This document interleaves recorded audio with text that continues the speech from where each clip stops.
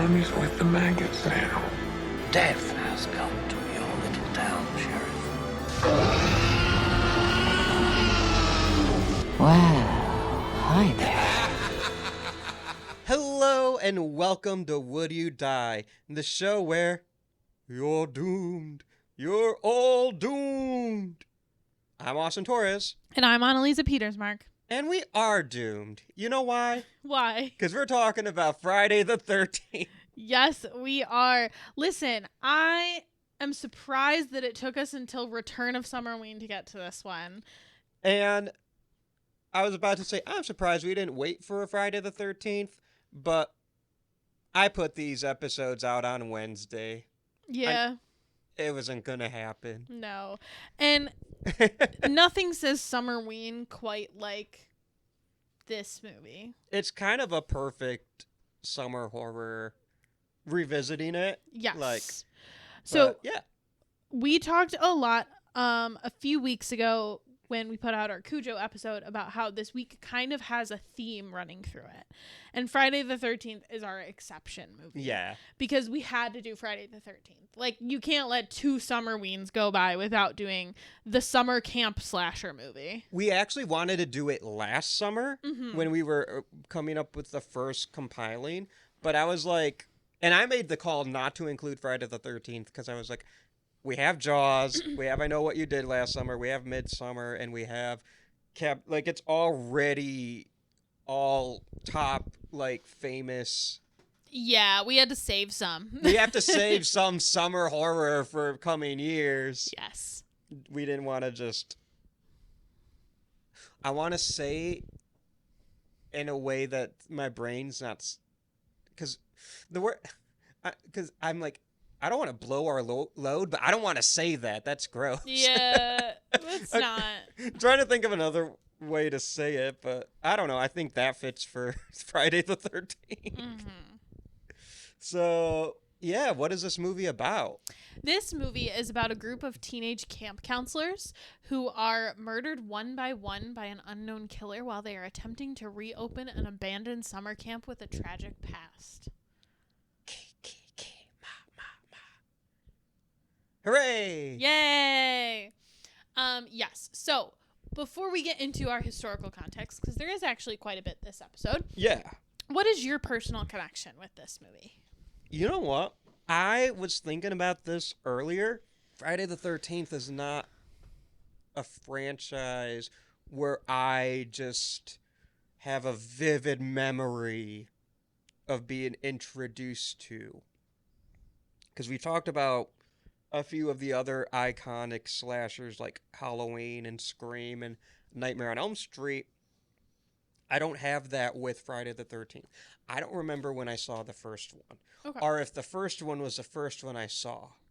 I just remember at some point Jason Voorhees was in my life. Spoiler alert, he's not in this movie really, but he was in my life. And I am not like... I want to be careful how I say this. I'm not a big Friday the 13th fan. Okay. I'm a big Jason Voorhees fan. Okay. So, the way I kind of think this, do I think these movies are good? Not really. Do I love them? Yes. If we're hanging out and you said, hey, I want to put on a Friday the 13th movie, I'm going to say hell yeah every time.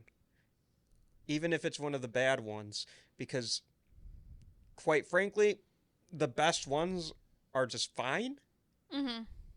But the bad ones they're still really fun movies. Yeah. You can say my thing is, you can say what you will about Friday the 13th movies. They're all pretty fun. Yeah.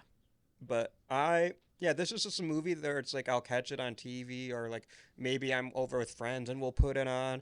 And I feel like I first watched it in college. I don't think I watched it in high school. I think I was a latecomer to Friday the 13th. But yeah, it's just one that kind of stuck around. I prefer some of the other ones over this original, but I'm glad I revisited this original one. And before I ask you, I'm just going to say it inspired me. I have a challenge for myself this summer. Okay. which I guess I'm starting late June, I'm going to have a hot Jason summer. Love that for you. I'm going to rewatch every Friday the 13th movie before school starts. Okay. Which I love that you say before school starts. You don't go to school. He has so many You do. teachers in his life. Yeah, exactly. Once you guys start working again, I know it's no longer summer. once our like general disposition toward life slowly starts Right. to decrease. I'm like, oh, I should have watched all the Friday movies by now. That's fair. What is your personal connection with Friday the 13th? Okay, so normally I come in these weeks and I go, this is my first time seeing it. I watched it today, which is true. But I actually do have kind of a personal connection with Jason. Okay. My stepdad, my whole life, was a hockey player. He was a hockey player. He was a hockey coach. He played rec league, beer league hockey my whole life. Hell yeah. And when I met him, he was like, he had been a bachelor for like 30 years, and he didn't think he was going to have kids. So he didn't really know how to have kids yet. He figured it out. He's a great dad, but like he didn't really understand how kids worked. So, when I met him and I was 5 years old, he used to still go all over Michigan to like play hockey late at night. And I remember when I was really little, he was playing in this beer league that was out of either Hazel Park or Oak Park. I don't remember which one. They're like 15 minutes from each other. But if you know anything more about where I grew up, that's not close. That's like very far away, like over an hour away from where I grew up. And so he would start these games at like 9 p.m. And my mom and I would go with him just like for fun, I guess. And my mom would like take me out into the lobby of the ice rink, and she would be like, all right, let's put a pillow and a blanket down and have you sleep. But I could not sleep, and here is why. There was a vending machine, a Coca-Cola vending machine that I see in my nightmares, and it had a Jason mask on it, which like it's a hockey mask, I get that, but it was definitely like supposed to be Jason because it was his like, you know, iconography and everything with red eyes. It was terrifying. And so I would just have nightmares about this mask at like 11 p.m. at night in the middle of like a hockey rink an hour and a half from my home. That's awesome. And that's my origin story with Jason Voorhees / Friday the 13th. The other thing that I do want to say is when you're talking about like my horror movie aesthetic, it is one of two things. It is either like folk horror taking place in like Salem, Massachusetts during the witch trials, or it's Summerween, baby. Like it's summer camp in the 80s. Like, you know, so this like vibes wise, we're high up here. Jeremy, do you have a personal connection with this movie? Yes. So my personal connection with Friday the 13th, the franchise, goes back to, so I grew up with like a couple of cousins who love horror movies. Yeah. And they're big Michael Myers guys, right? They are not big Jason fans, and not in like a I fuck Jason way, but like just like they prefer Michael Myers. So I had not really seen a lot of them because like I didn't really see horror movies unless I went to like their house, and we always went to their house on Halloween. That's cool. So like my cousin and I would go out trick-or-treating, and my uncle would stay back and pass out candy. He would always have like he would kind of turn the TV so it faced like the big living room window, so when people walked up he would have different horror movies playing. And it was usually it was Halloween, like one of the Halloween iterations. So I had never seen Friday the 13th until one day in like 2011.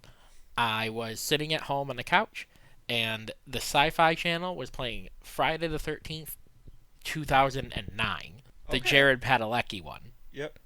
So Jared Padalecki was in a Friday the 13th yes, movie? he is. A lot of people are in randomly in Friday movies. So starting with this one, our Supernatural alumni, not for this movie. But massive one for a future film that we that we may never cover for this podcast. I don't know. I mean, we will. It's not a matter of if. It's just when. Yeah. It's just when. And it is the newest one, right? I don't think anything's come out since then. And there's 12 of them. Yeah. Anyway, Friday the 13th. So I watched 2009 Friday the 13th under the impression, because it was just called Friday the 13th, that it was like a remake. So stupid young 15-year-old Jeremy is like, I don't need to see the original. I saw the upgraded one. So I get it, though. You get what I'm saying, though? Because I just thought it was a remake with better effects. Yeah, I mean, I was also a young lad in Yeah. the late 2000s. Right. I've had thoughts like that. Right. So for a while, that was the only one I had seen. And then, like, I saw bits and pieces because the Sci-Fi Channel show... Because, like, Jason... Like, Friday the 13th, spoilers, if you've never seen any of these movies, takes a strange sci-fi turn eventually, where it's still horror, but there's a lot of sci-fi elements to them. Yeah, it's one of the strangest franchises. It is so weird. So I saw bits film. and pieces of the other films Yeah. through them, and then finally one day I just sat down. Like this is when like streaming era started. Yeah. And I was like, I should actually watch the original. And like I did, and I was like, oh, this is not a remake. This is a completely different story. Like completely different story. And so I watched the original, and I probably, like, in my Letterboxd review that I made today when we watched it, I probably was a little too harsh because I was like thinking about it from the perspective of what you just said, where I'm like, movies can be fun even if they're not good. Yeah. You know what I mean? And like, I think that this is one that falls into that sense. It's not like a classically, like, nobody would look at this as like a staple of like cinema. Right? No, and the reason why I think it's a staple of horror isn't because of its quality. Right. It's because of what it did culturally. Right. Yeah. And it did a lot culturally. Yeah. So that's my background. I saw the 2009 version. Eventually, I watched the first one. To this day, I've seen so many clips from all the other movies. These are the only two that I have sat down and watched beginning to end. Well, it's a damn good thing you're part of a horror movie podcast. We'll get them all in. Should we have done the Jason Project first Jesus. before the Godzilla Project? I think I'm happy with the decisions we've made. I do love Godzilla. And if you don't know what we're talking about, for only $3 a month, you can join our Patreon. And for those of you already subscribed, thank you. You're a homie. I need to shout you guys out more often on the main feed. Mm-hmm. Yeah. Should we get into Friday the 13th? Yeah. So let's talk about historical context. Basically, this movie exists because of the success of John Carpenter's Halloween. Yep. Halloween came out. It was very successful. And then Sean S. Cunningham, who directed the movie and produced it, he put out an advertisement to sell the film in 1979, like early, while Victor Miller was still drafting the screenplay. Yeah, this guy, Mr. Sean, Mr. S. Big Sean, Big Sean S. Cunningham, fucking legend. Yeah. Let me just reiterate what you just said. He puts out an ad in Variety, 1979. This is going to be the scariest movie you've ever seen. Homie doesn't have a script. Yeah. He's just doing this off vibes. Mm-hmm. And say what you will about the movie, but that's a baller move. Yes. And Sean S. Cunningham, he already had success in the horror genre from producing Wes Craven's Last House on the Left. Yes, he did. And he loved that project, but he wanted Friday the 13th to be more of a roller coaster ride. It was originally called A Long Night at Camp Blood. And then Cunningham proposed the title, wanted to work on the logo, big block letters smashing through the pane of glass. And then there was some dispute about the copyright. There was a movie before called Friday the 13th, The Orphan. Somebody tried to sue. They were paid off by somebody. They were paid off by Phil Scuderi. Okay, yep. Eventually, Victor Miller completed the screenplay. Victor Miller is actually probably more known for writing soap operas. He wrote for Guiding Light, All My Children, One Life to Live. But he... That's a lot of the big ones. Yes. But he really wanted to invent a serial killer who turned out to be, spoiler alert for anybody who hasn't seen Friday the 13th. This is the big plot twist at the end, so please listen to me when I say this is a huge spoiler alert. He wanted to write a serial killer who turned out to be somebody's mother. Somebody whose only motivation was love for her child. Which is what he did. He said, he is quoted as saying, Mrs. Voorhees was the mother I'd always wanted. A mother who would have killed for her kids. So, if you wondered about mommy issues, we don't just do this in Mommy March. We also talk about it all year round, baby. Oh, mama. If it wasn't spoiled for you by us, it would have been spoiled for you by Scream, so it's okay. Exactly. Fair. Ending of the film was not in the original script. Are you talking about the jump scare? Yes. I love this story. Go ahead. Yes. So it nearly ended with Alice floating in the lake, and then the makeup designer actually suggested Jason's appearance.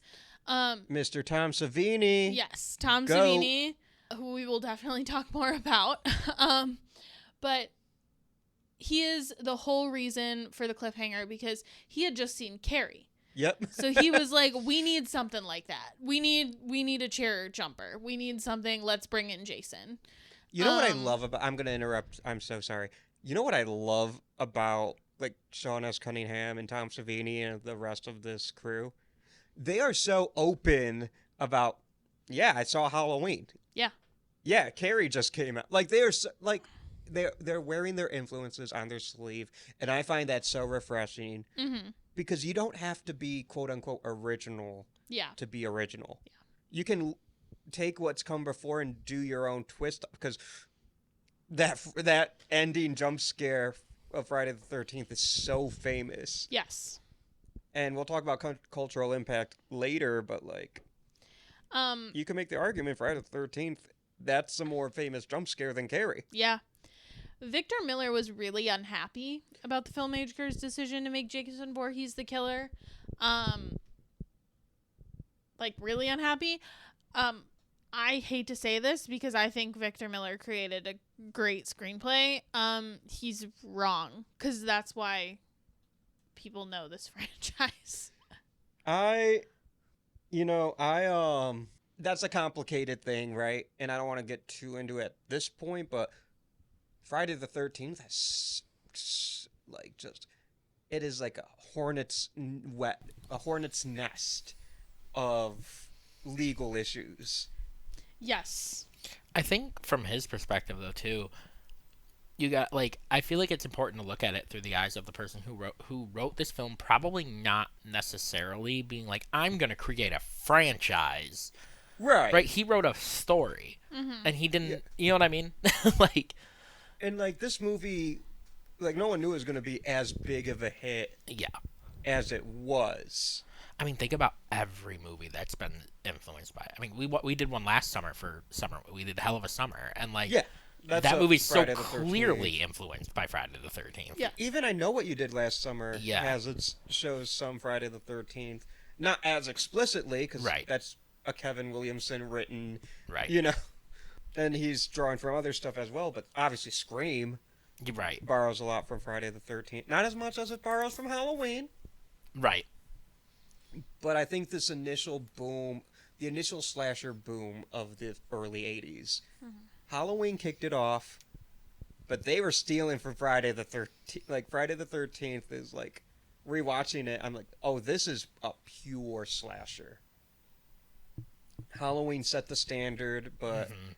So we're gonna talk about a lot of Halloween on this, just because the two are so intertwined. I have a take. Are you ready for this? I'm ready. Halloween is like Led Zeppelin. Friday the 13th is like AC/DC.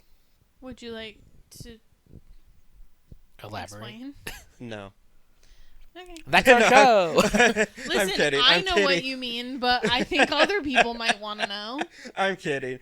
Halloween is like Led Zeppelin, and like they are artists with a vision who want a specific thing, and they have the craftsmanship and technicality to make something that, while it's still rock and roll, is art. AC/DC just goes for the jugular. Mm-hmm. They have these simple riffs, and it just works. Friday the 13th kind of reminds me of that. They're like, I'm not trying to be disrespectful, but Angus Young is not as good of a guitar player as Jimmy Page. Yes. So fucking what? AC/DC still rocks, you know? Mm-hmm. So, and that's like, Halloween's a much better movie than Friday the 13th.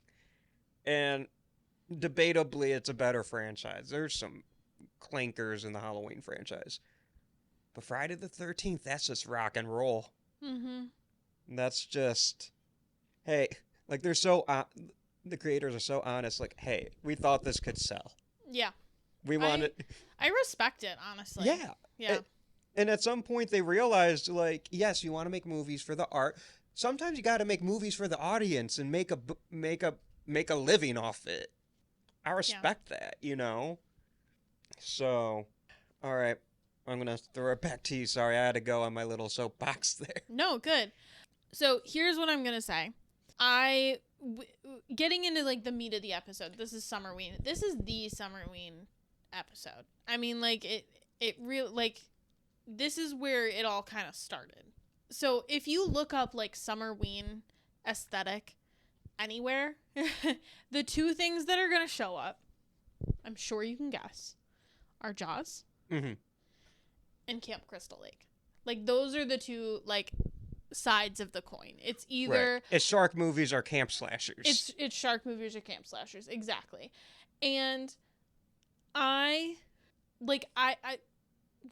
don't even know where to begin. Like, you know what I mean? Because I think that aesthetically, like, forgetting the rest of it, aesthetically, this movie is so kind of important to a cultural moment that I think is happening right now.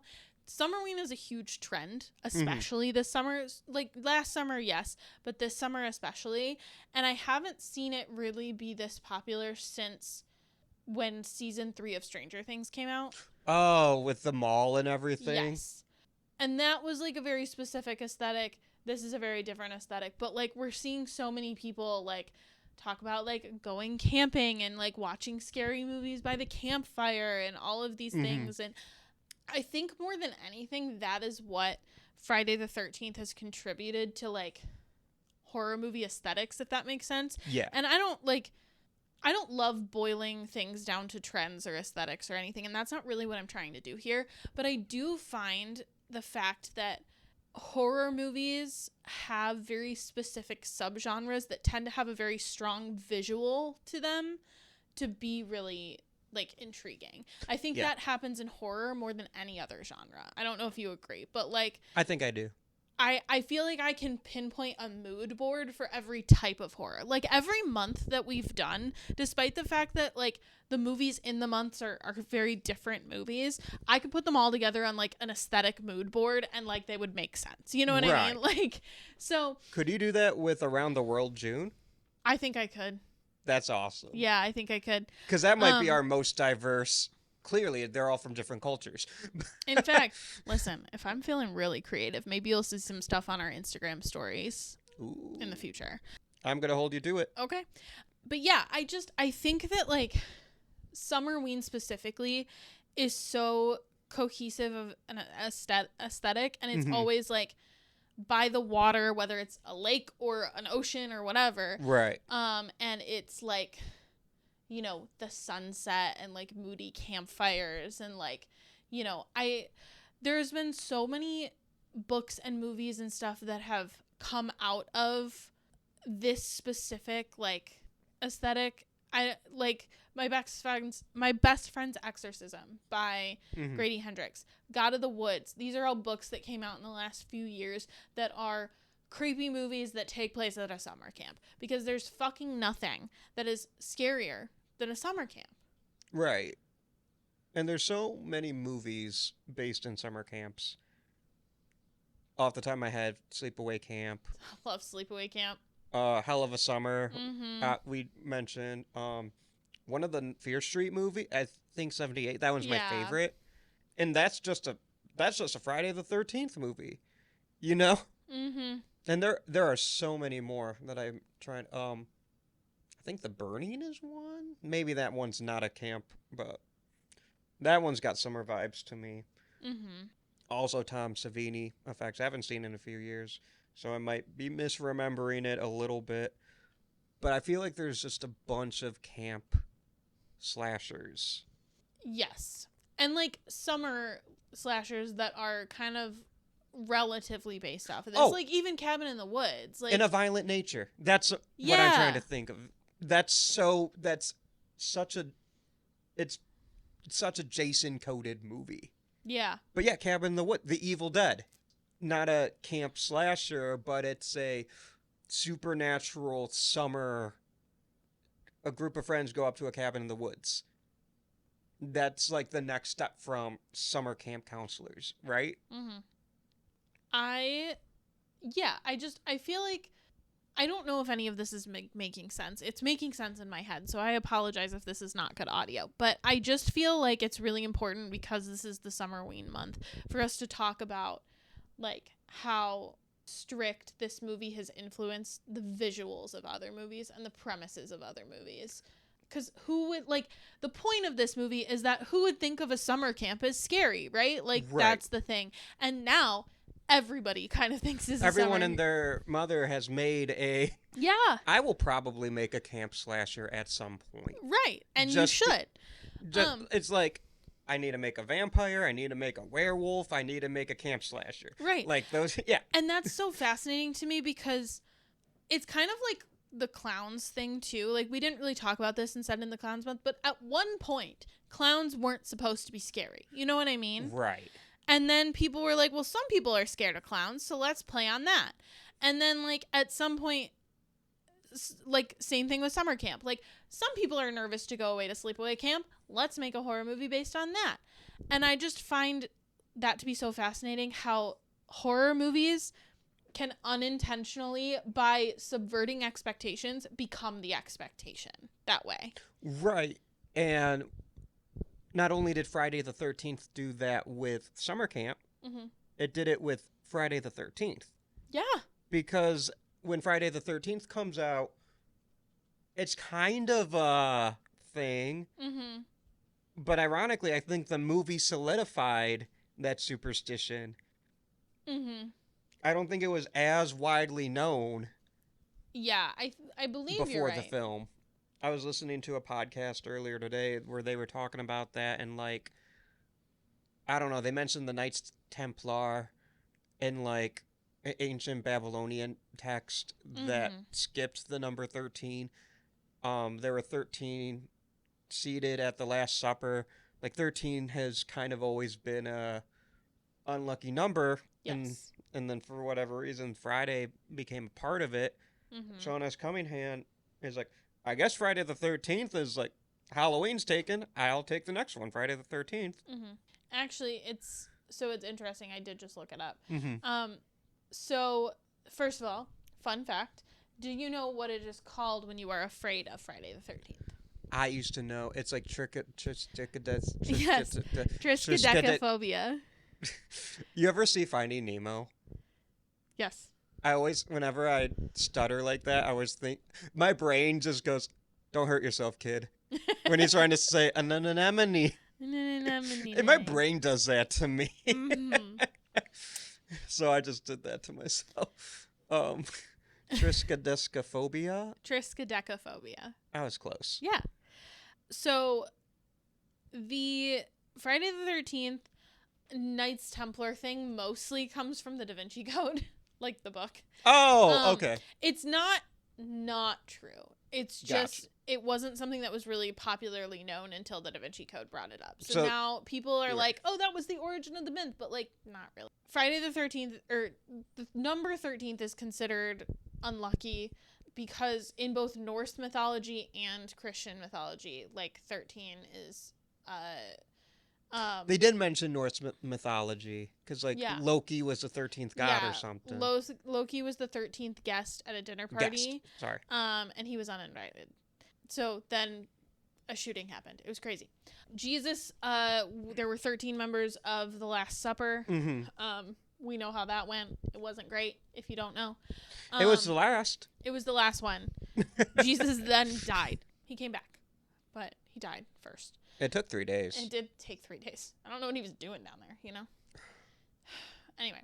Jesus said, get me that Amazon Prime, and came back in 3 days. That's crazy to say. In Spain and Greece, Tuesday the 13th is unlucky. Mm. And in Italy, Friday the 17th is unlucky. Huh. So.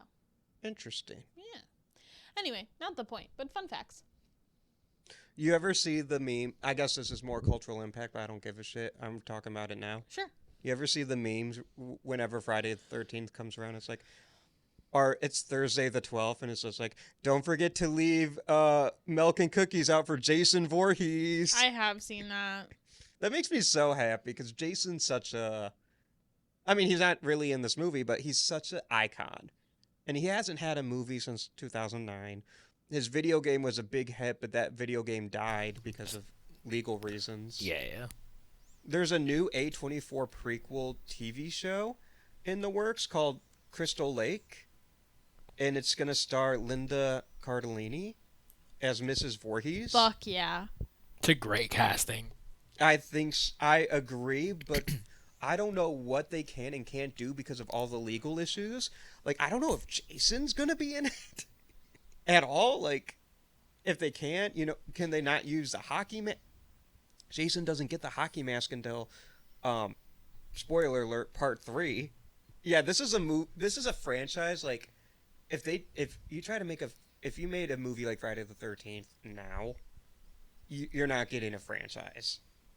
Let alone letting it evolve into a cultural juggernaut. But Jason and Freddy have this rivalry, right? Yeah. Freddy came out the gate Freddy. Mm-hmm. Jason took his time. Yeah, I didn't really realize that, like, Jason was so not developed until, like, a while after, I guess. It took a couple movies. Why are there 87 of these movies? Because they had to figure out who Jason was. It's crazy. Yeah, watching this movie, I had the thought, like, how did this become so popular? Because it's not great, but it's fun. It is fun. It ends so strong. And again, I think it's the case of, Jeremy said it, I can't remember if it was on mic or off mic, but it makes the strong case for, like, having a strong, committed aesthetic is really going to carry you far. Yes. And even though Jason himself was not fully fleshed out, the aesthetic of Camp Crystal Lake is. And I said it before we started recording, I'm going to say it again. How you finish matters. Yeah. Because, not to call out certain movies, Hereditary, but if you piss me off at the very end, it doesn't matter. You had me for 97 minutes. On that 98th minute, you pissed me off. I'm not going to like the movie. It's the last thing I remember. Right. Yeah. It happened to me with The Greatest Showman. It's a beautiful musical. The songs are great. I like that movie. But then he just leaves an elephant outside in like New York City winter, and all I could think of at the end of the movie is like, that elephant's cold. It's funny because, like, this is a weird thing to bring it to, but Anneliese, you can either back me up or be like, no, you're terrible at what you do. This is one of the reasons I tell students, like, your conclusion can't suck. It's the easiest paragraph of your essay to phone it in. Yeah. It's one of the most important parts. I need to end on a good note because teachers are human. The easiest way for me to, like, be like, maybe this wasn't that good of an essay is for me to leave on a bad note. Right. And then at some point the kids gotta learn how to game the system a little bit. Yeah. If they're gonna succeed in life, Yep. if they're gonna do good at their job, how you finish matters. Oh, yeah. And everything. Like, you go to a concert, that's why every concert is like, they're gonna end with their biggest hits. Like, I've seen Aerosmith a few times. They end with Sweet Emotion. Mm-hmm. Rob Zombie ended with Dragula every time I've seen. Like, it's like, you want to leave on a high, and movies are the same way. And I can't think of like a movie that got saved by its ending more than Friday the 13th. Not at this moment, at least. Yeah. Like, it's such a good ending for such a aggressively okay movie. Mm-hmm. And sometimes the movie's not very. Sometimes the movie's kind of boring. My girl Alice like takes a. I swear she's making coffee for like 5 minutes at one point right before the third act starts. I'm not gonna lie. I rewatched it last night and my eyes were getting heavy and I'm just like, Yeah. girl, I don't even drink coffee, but you're gonna need to make me a cup too. Yeah, it's bad. Do we want to talk about the impact of the movie? I know we already kind of started. I just want to say one more story for historical context. Yeah, I love fun stories. So, let's talk about Betsy Palmer, who plays Pamela Voorhees. She was a fairly well-known actress, especially in her prime, which she was not in at this point. Yes. She gets this offer, reads the script, thinks it's shit. Okay. She also needed a new car, and the car she was looking at was $10,000. She looks at this offer and sees it's paying $1,000 a day for 10 days. She figures this script is so bad, no one's going to see this movie. She does this movie, and it's a huge success. Yeah. Massive profits. She was like, what the fuck? Mm-hmm. But she eventually warmed up to it over time and really embraced that fans like loved her. Yeah. She makes this movie. Of course, yeah. But I just think it's such a like I think I don't know if she's still I think she passed away. Mm-hmm. But I know she used to do a lot of comic book or horror convention. I guess more horror than comic book. Yeah. I am looking it up real quick but I don't know for sure. Yeah, she passed away in 2015. Okay. But yeah, she does this little indie horror movie not just because she needs a car, and then it ends up like being her most famous role. Mm-hmm. I just think that's fun.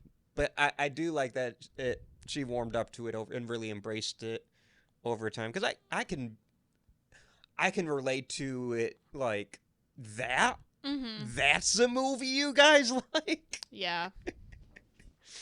But yeah. Ready for cultural impact? I am so ready for cultural impact because there is so much of it.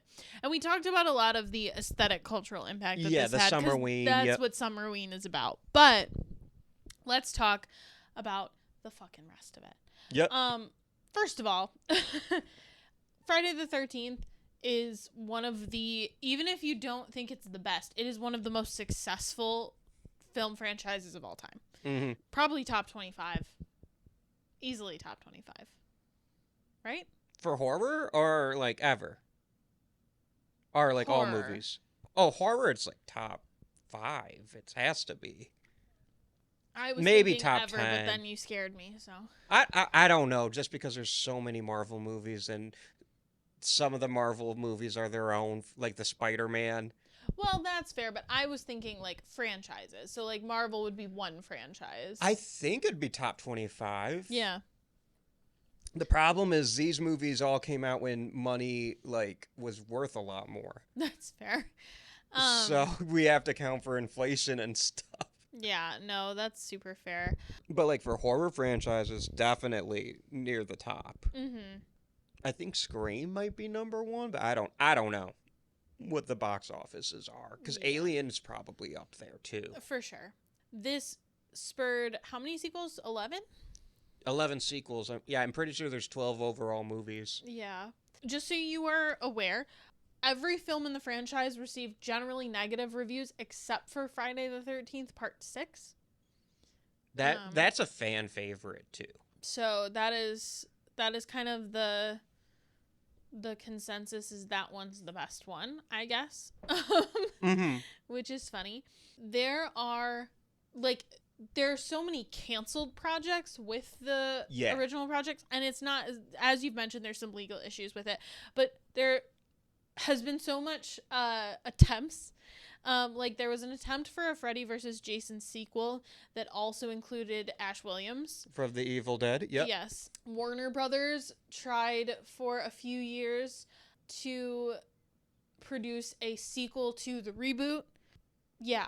And then it got pulled and, put in production or post-production hell and, all that kind of stuff.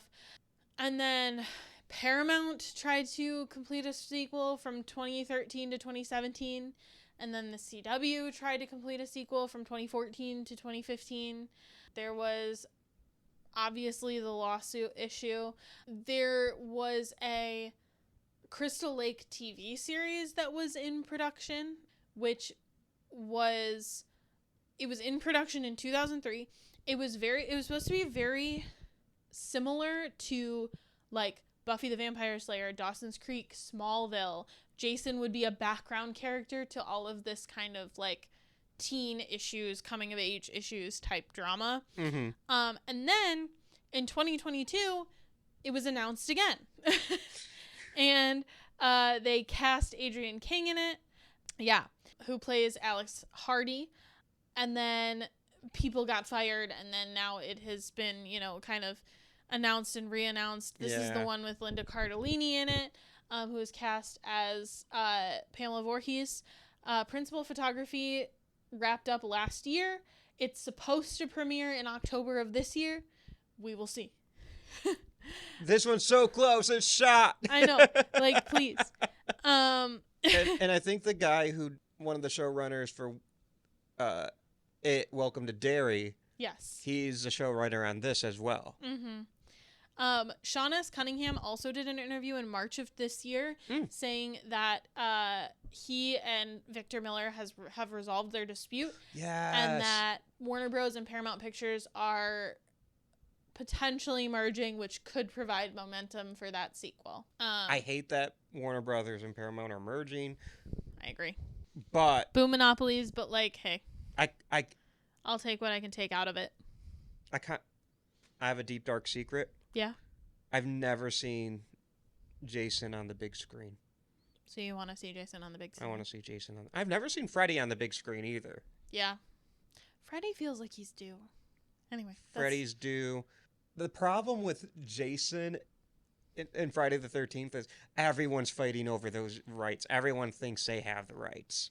Yes. Which it looks like it's starting to come together. So there are also several novels. Mm-hmm. There are several comic books. We have to talk about the video game. Yes. That was coming up next. Oh, I'm sorry. No, that's okay. I'm jumping the gun a bit. Go ahead and talk about the video game, because you know more about it than I do. Or you and Jeremy might know more about it than I do. Jeremy, did you ever play the Friday the 13th game? The one that came out kind of recently-ish. 2016, 2017? Yeah, it was a Dead by Daylight style game. But here's the thing. Yeah, bum. It was good. It came before Dead by Daylight. No. Yeah. Friday the 13th, the game came first. Are we positive? I swear on Jason Voorhees' mother. Yeah. Yeah, Dead by Daylight came out in 2016. Friday the 13th, the video game, came out in October of 2015. When did Dead by Daylight come out on PC? That might be what I'm thinking. It was originally released for Windows in 2016. That's crazy. That is the earliest release that it That's had. crazy. Dead by Daylight's a better game. I barely played either. I tried both, and I'm like, I don't get it, and then I played it. The Friday the 13th game was really cool. It came first. It came first, apparently. Not apparently, literally. It did. He just doesn't believe this. No, This is so funny. But all the rights, the legal battles, killed the game. Yeah. So they couldn't run on the servers anymore, and the game got retired. And now Jason is a playable character in Dead by Daylight. Yes, and as are most slashers. Yeah. So Dead by Daylight has like started off as like they had their own unique like property that they created to be villains, and the whole premise of those games are, if you're unfamiliar, one person is in control of the killer. And there's like 5 or 6 survivors, and your job is to work together to survive the slasher. It's just like the Friday the 13th game. Yes, it's exactly the same. They're exactly the same premise. Friday the 13th, if I remember correctly, was more visually appealing. It was a better graphically. And they brought Kane Hodder, who's one of the... He is like the most beloved Jason actor. Yeah. To do mocap. Interesting. For those kills. Okay. Did not know that. So the game was really cool. I had it. I bought that game when it came out. And then you could play as like all the Jasons. Yeah. And then Dead by Daylight came out, and now pretty much every slasher or killer from a horror franchise is available to play, and it's all available to get via microtransactions. Yay! Spend more money. Jason Voorhees is a playable character in Mortal Kombat 10. Yep. Mortal Kombat Mobile. Mm-hmm. Multiverses. Yep. That's right. Call of Duty Warzone. Yep. Call of Duty Black Ops 6. Yep. Fortnite. Yep. And Dead by Daylight. Yeah. Do you know what Multiverses is? I do. It's... Can I tell you, Anneliese? Please. It's Warner Brothers' attempt at Super Smash Bros. Oh, Yeah. I'm seeing this. Okay, so it's like... Yeah, I'm looking at it right now. It's got like Looney Tunes, Game of Thrones, the DC Universe, Scooby-Doo, and Cartoon Network franchise. And Jason fucking Voorhees. They did one, and so did Nickelodeon. Jason Voorhees just fucking annihilate Bugs Bunny. This is the game for you. This is hilarious. Also, Gizmo and Stripe are in this.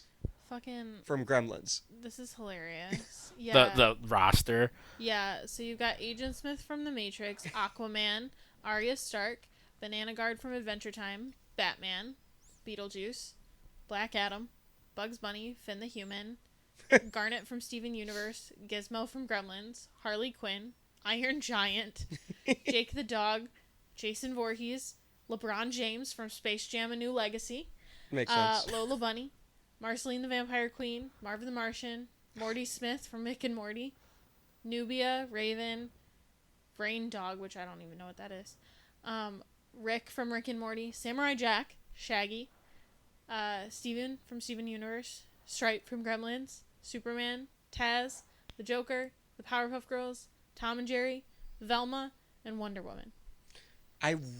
This is like the perfect game. It's like, I wonder who would win in a fight. Wonder Woman or Marvin the fucking Martian? Jason Voorhees or LeBron James? That's actually, they're like the same size. That's actually a... Who would win in a one-on-one basketball game? Jason Voorhees or LeBron? Still Jason Voorhees. That's so funny. Okay. That just delighted me. Yeah, And then, Nickelodeon did a version of that game as well, where it's all of those guys too. It's crazy. Yeah. All those guys. Like, Jason Voorhees makes sense in Mortal Kombat. He also makes sense for the Nickelodeon one, because they're owned by Paramount. None of this is real. And Paramount owns Friday the 13th. Yeah, but he's in the Warner Brothers one, because Warner Brothers also got the rights at some point, was able to use it. It's... Yeah, the Jason rights thing... Fucking lawyers. Remember when you name your franchise installment the final chapter, and then less than a year later you have another movie? In fairness, it's called A New Beginning. I guess so. And that one has a twist that I'm not going to say to you, but listeners, my fellow Friday fans, if you know, you know. This is insane. It's a wild franchise. Yeah. They're weird. And I said, like, I don't think they're good movies. I just love them. Yeah. They're like McDonald's. Okay. Everybody needs to listen to me that I'm going to spoil the whole franchise. And by spoil the whole franchise, I mean I'm going to ask Austin a question that's going to spoil the whole franchise. In Jason Goes to Hell the Final Friday, does he actually go to hell for real? You don't stay there. Okay. He goes to space in one of them, right? That's my favorite one. Of course it fucking is. That one and the one where he goes to Manhattan. Jason Takes Manhattan is such a funny fucking title. What are we doing? This is not a serious franchise. What are we doing here? What's going on? What's going on? You mean to tell me Jason Voorhees, Revenant of Camp Crystal Lake, is going to stroll up to Manhattan? Just stroll up the New York, whatever. That's the rule. That's the goal now. That's the goal now. So what's that? Ghostface takes Manhattan? Am I going to see Ghostface in New York? I feel like I'm starting to impersonate all of the fucking conservative. Like, Pundits. I started as Tucker Carlson, but then I just brought everyone in. Yeah, you just got them all. Exactly. But, What the woke left doesn't want you to know is that New York City is not the haven that Mom Donnie wants you to think it is. Jason Voorhees is there.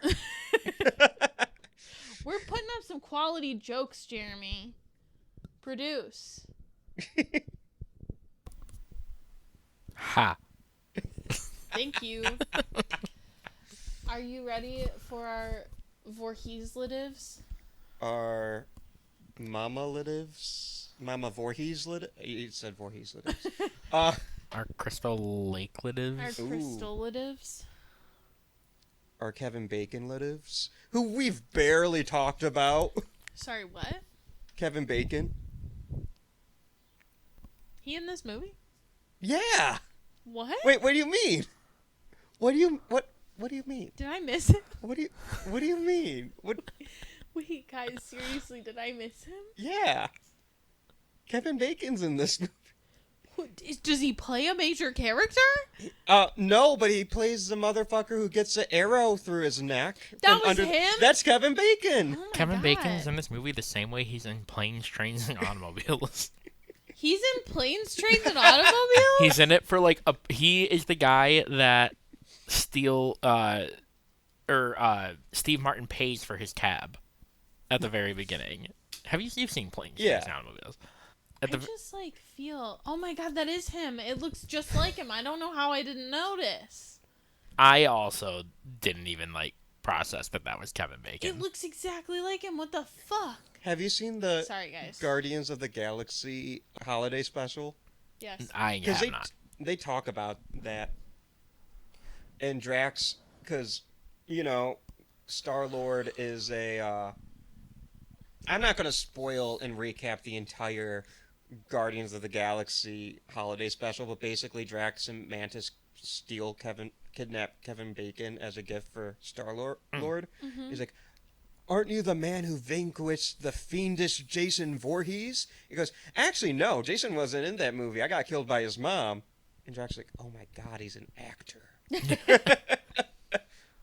But, yeah, You don't Kevin... even have to play 6 Degrees of Separation this one. No, it's because he's there. He's there. There's no separate... There's zero separation. This is like famously one of his earliest roles. So you know how it's like the common everyone starts in horror, and this is like This is him starting in horror. Everybody one of the most starts in famous horror actors or starting as one of like the a- most famous before either were famous. That's crazy. Yeah, I feel like everybody's either starts in horror or has a suspect in Law and Order. Sometimes both. Sometimes both. Yeah.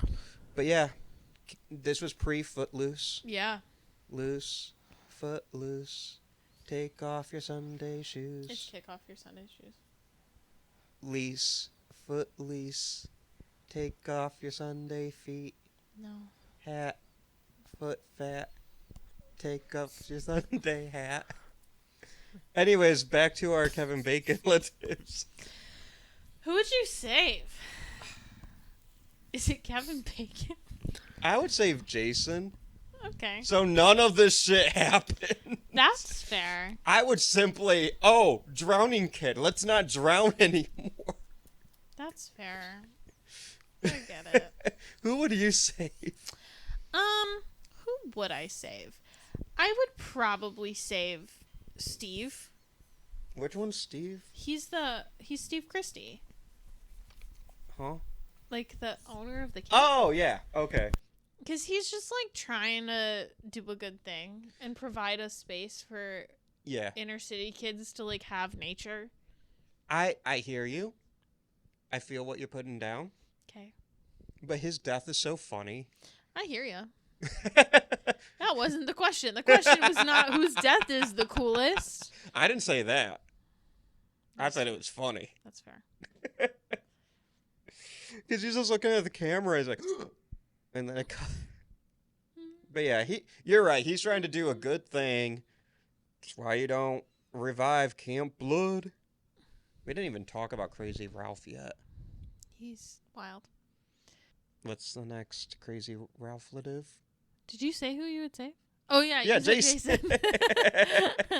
What was your favorite scare? I'm banning myself from saying Kevin Bacon getting an arrow through his neck because that's easy. Okay. It's awesome. I love it. I guess this isn't a scare, it's a kill. But when I think the character's name is Marcy, when she gets the axe to the face, that's cinema, baby. It's fair. I love a good axe to the face. That's Tom Savini, you madman. I like when Brenda's body gets thrown out the window. Oh yeah. Here's the thing about Pamela Voorhees. She's strong as fuck. Yeah, she lifts. Yeah. God. And when she's smacking Alice all around. Yeah. Who is your Tony Todd Award for movie MVP? I feel like I know who you're going to say, but... Who am I going to say? I'm not going to say it, because what if you're not going to say that? You got to put your money where your mouth is. Okay. Who is Austin going to say? Okay. I feel like Austin was going to say Tom Savini. He was my backup. Okay. That your feelings are not... You know what? I'll say Tom Savini, because that's who That's who you wanted to say anyways? Yeah. I was going to say Betsy Palmer. Okay, that's fair. Yeah. I felt like I've been saying it this whole episode. But I do love Tom Savini, but we'll talk about him more when you bring him up. Yeah. Betsy Palmer, like... I think I said it while we were recording. Maybe I didn't. I was going to give this movie 2 stars on this rewatch. She comes up, nearly fools me into giving this 4 stars. I'll say later what I ended up giving this, but she is the reason this movie ends so strong. And yes, the Jason jump scare, which the other Tony Todd Award winner, that was his idea. But, oh my God, just the, kill her, mommy, kill her, kill her. I will, Jason. Yeah. And she goes into that monologue. Like, the movie gets so good. And special shout out to Adrienne King, who I don't think gets a lot of credit for, like, how hard she goes for this movie. And when the two are fighting, this was a scrappy, cheap indie movie set from, like, 79. I feel like the crew, like the filmmakers, just like, I don't know, just fight, and that's what it feels like. Yeah. What's safety? What's stunt coordinator? Just fucking fight. Yeah. But yeah, I think Betsy Palmer just is so amazing in this movie, and I think she's a big reason why this movie became a cultural phenomenon. How about you? Who is your Tony Todd Award winner for movie MVP officially? Mine is Tom Savini officially. Yeah, that's goated. Obviously, we already talked about how he kind of came up with the idea of Jason, but also he just is so prolific in everything that he does. Yeah, he's been in so many different things as an actor. Obviously, he's been in like Dawn of the Dead and Creepshow and From Dusk Till Dawn, and you know, he's my favorite part of From Dusk Till Dawn. That's and like, I don't know, I could go on. Yeah, but it's his effects work that. But then yes, he also has a very prolific career as a makeup artist / special effects tech. So Friday the 13th is obviously what we're talking about today, but he also did effects for Day of the Dead. And he won. And he did them for Dawn too, I think. I don't. Oh, I know, yes, he did. Yes, he. I know won. Yak's in it. He nominated He was nominated for the Saturn Award for Best Makeup Effects for Dawn, and then he won the Saturn Award for Best Makeup Effects for Day. Awesome. He cites The Prowler as his all-time greatest work. I think I've seen The Prowler. I have seen The Prowler. I've definitely Yeah. seen, like, The Prowler. I'm not the movie, but, like, The Prowler. But he designed the grabber mask from the Black Phone. That's right. So he's, still working, still out there. He did the Friday the 13th, the game design. Mm-hmm. And then he also did the Ash design in Evil Dead, the game, in 2022. So, nice. yeah. So he's definitely done a lot. He's also directed some TV shows, some of that stuff. So, yeah, he's very prolific in the effects and horror world. I feel like if they made a Mount Rushmore of makeup effects artists, Tom Savini would be on there. Mm-hmm. I don't know enough to say what that is, Mm-hmm. but I'm still going to say what I think it is with my limited knowledge of makeup effects. Mm-hmm. I feel like it's Jack Pierce, who did like Frankenstein and the Wolfman, those iconic Universal monsters Mm-hmm. of the 30s and 40s. I feel like it's Rick Baker from like American Werewolf and Mm-hmm. yeah, Tom Savini Mm-hmm. and Stan Winston. Yeah. But there's more. Like Greg Nicotero has a case, Mm-hmm. Greg Nicotero's a rock star. And yeah, I'm sure there's more I'm forgetting about. And my friend Ashley Richardson, she's going to be on there Hell yeah, she will. one day. Have you met anybody in this cast? So not in the cast. I have met Tom Savini. Okay. Nice. And I feel like he's important enough to, Yeah. if he can win the Tony Todd Award award for movie MVP, I think I can mention him. I need to be better about saying cast or crew. But usually it's cast. Yeah. Usually crew don't really apply, but because Tom Savini is like a rock star Right. in the horror world, I've met him at Horror Hound. Mm-hmm. And I got a picture of him from Dusk Till Dawn signed. Nice. That's awesome. So, Is the score better than Jaws? no. No. But I want to talk about the score. Yes, I really do want to talk about it. So Harry Manfredini did the score. Mm-hmm. There is a lot of like very he was very purposeful with his score. The decision was made with him and the other people, like the producers and the directors and everybody, that they only play the music when the killer is actually present. So there are certain scenes where, like, for example, when the guy shoots an arrow and just misses her, it's a huge scare, but there's no music. They don't play the music unless Pamela is, like, there, Yeah. And Manfredini borrowed a lot from Jaws in that the need to create tension when we know that the killer is there, but they're not shown. Because for most of the movie, she's not shown. Right. The, like, sounds are very purposeful as well, as I'm sure you know. Do you know where they come from? The ki, ma, ma, ma. Mm-hmm. Which a lot of people usually do, like, they misdo, and I used to but like, Mm-hmm. because it's distorted, right? But Yes. it's supposed to be kill, kill, kill, mom, mom, mom. Yep. Mm-hmm. So it comes from the kill her mommy of Kill her, mommy. of that. Yes. So Oh no, is that a new vocal stem of mine? Kill her, mommy. if you gotta. So Manfredini is mostly known for composing the scores for Friday the 13th. He has done the first 10. So he did them all but the remake and Freddy vs. Jason. And Freddy vs. Jason. Yes. Legend. He also did the Friday the 13th game in Hell 2017. And it was announced that he will be scoring Crystal Lake, the television I didn't know series. that. Yeah. Mhm. Let's go. Also, the television series is produced by A24. Fun fact. I knew that. Which is kind of crazy. They're trying to get into the franchise game. Yeah. Yeah.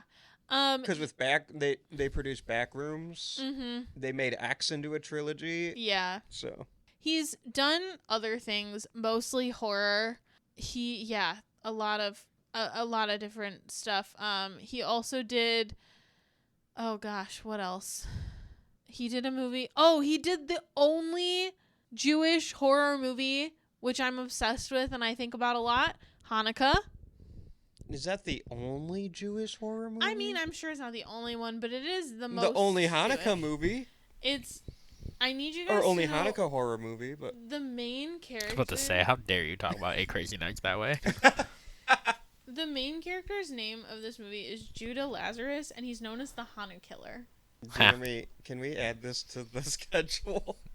And Yes, please. He terrorized the streets of New York for each of the 7 days of Hanukkah in 1983. This sounds amazing. And then it's about his son. What was it called? The movie is called Hanukkah. They need to make a movie called Hana Kills. I don't think the first one did very well. It don't need to be a sequel. He also scored the children's show Corduroy, based off of the books about the little bear with corduroy overalls. I know that little bear. You do know that little bear. Yeah, you weren't a child if you don't know that little bear. Yeah. Why am I just imagining the boom, boom, boom, boom with the little bears like Every time the fucking corduroy. every time they pass by him in order to pick up a different toy, he just gets like murderous rage in his eyes. Yeah, exactly. We should do a bear month. We should do a bear month. We can do corduroy. Real talk, I really do want to now.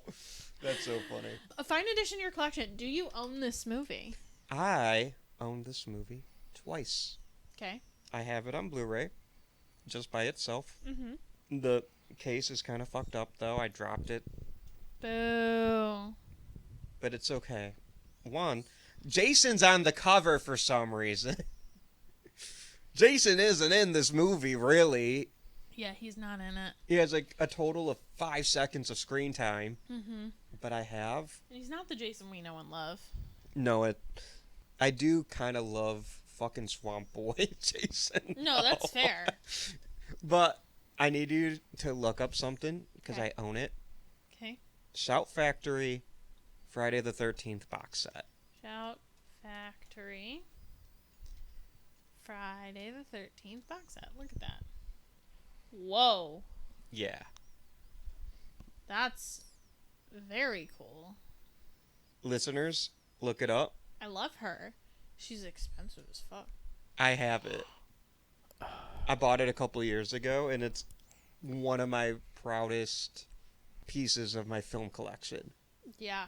And I used it to watch Friday the 13th, Mhm. and I'm like, it's a beautiful remaster too, Nice.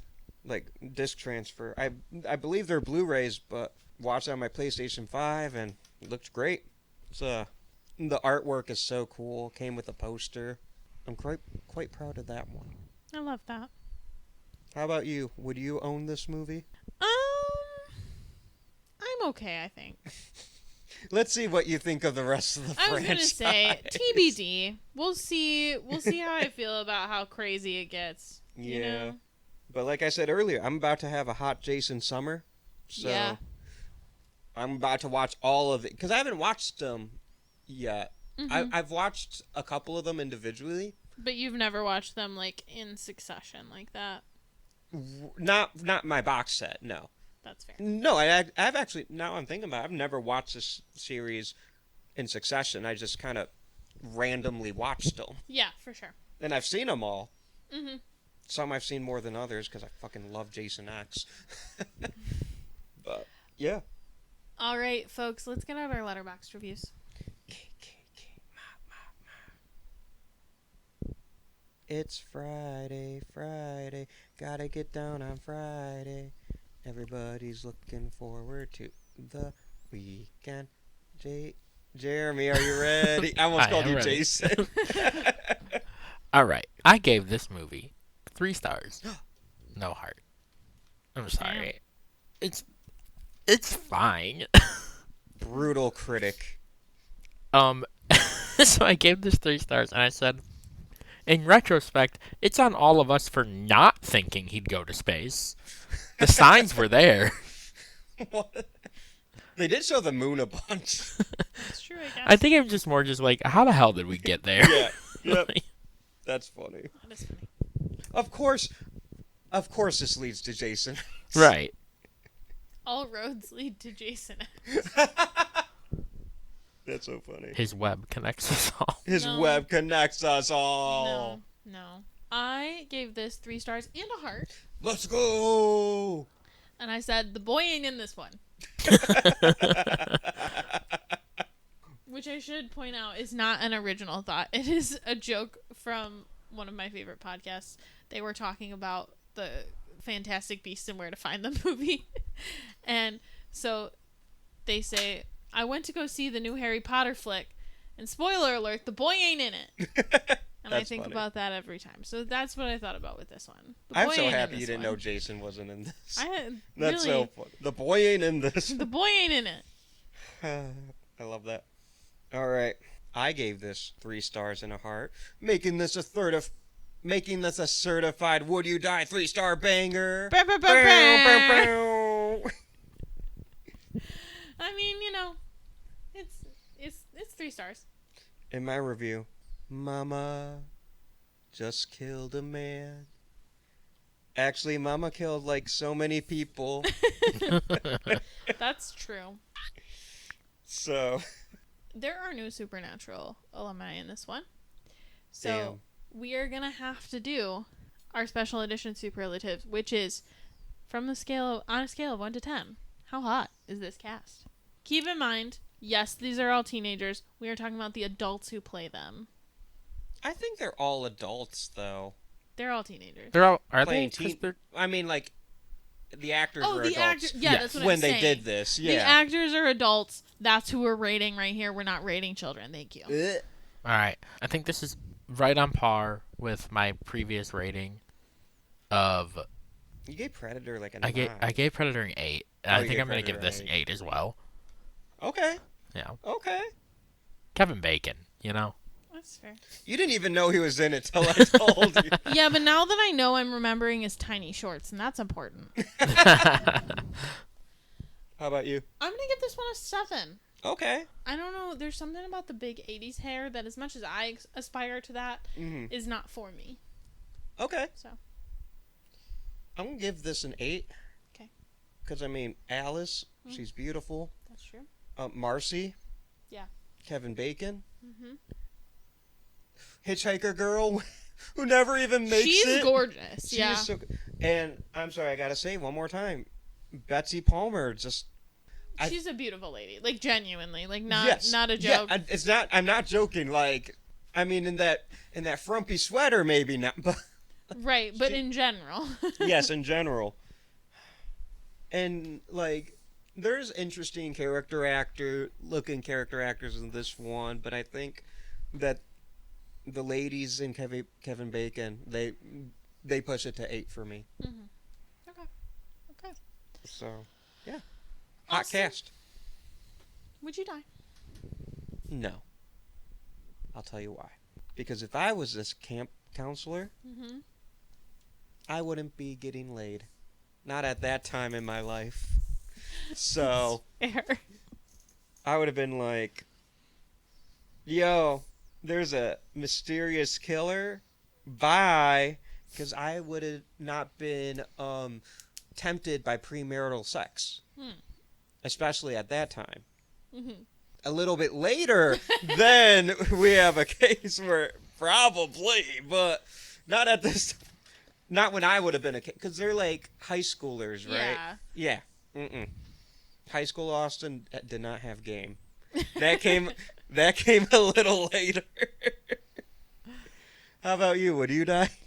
I would not die because I would simply hear people in the town be like, Camp Blood, they're opening up that place again where the kid drowned and a bunch of people got murdered the next summer. And I would be like, you know what? No. I don't think that a summer filled with mosquitoes and hot, like, unair conditioned cabins and crappy camp food is worth it. I'm going to go home. So I just imagined this scenario where I'm replacing you with Hitchhiker Girl, Mm-hmm. where you're in her position now, Yeah. and the one guy is like, hey, you should quit. And you would be like, okay. Yeah, I would. I'd be like, you know what? Actually, sounds pretty good. I'll find a different summer job. Thank you. Exactly, yeah. Jeremy, would you die? No. I do the whole teaching children and being with children thing for 9 months of the year. It'll be a cold day in hell before you catch me working at a summer camp. It'll be a cold day in Manhattan. Hey, Jason's been to both. Austin, where can the people find you? The people can find me waiting for Jason to go to fucking space already at all my socials. At Austin M. Torres. Find me on Letterboxd. Find me on Instagram. Those are my favorites. You can find the show's socials at Would You Die Show. Subscribe to us on YouTube, where you can watch these episodes again. Give us another listen. Or watch my short films like Ice Scream, Spider, and The Blood Witch, as well as a trailer for my upcoming short film Dietary Restrictions, which is... Dietary restrictions, I don't want to say too much about it because it's not public yet, but that's my most summer weenie film, I'd say. Mm-hmm. And subscribe to our Patreon for only $3 a month. You get a lot of bonus content from the Godzilla Project, where every 2 months we watch a new Godzilla film. I am the quote-unquote Godzilla expert.